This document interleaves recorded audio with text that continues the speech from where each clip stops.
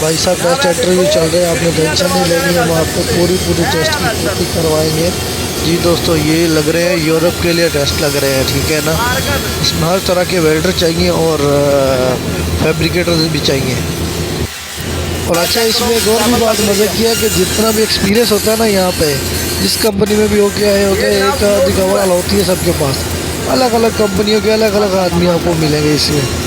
ये gas cutter का test हो रहा है, गैस कटर का। और हाँ दोस्तों, अगर आप वेल्डर है, फैब्रिकेटर है, इंटरव्यू के लिए जा रहे हैं, इंटरव्यू में जो कॉमन क्वेश्चन और उसके आंसर होते हैं ना, वो हम ये शॉर्ट वीडियो बना रहे हैं, इसमें हम लोग डिस्क्रिप्शन में दे देंगे, ठीक है ना, ताकि किसी भी भाई का भला हो जाए, तो वो हम उसमें दे देंगे। और दोस्तों, वीडियो को लाइक कर दें, चैनल को सब्सक्राइब कर लें। आप कहाँ से आए हैं?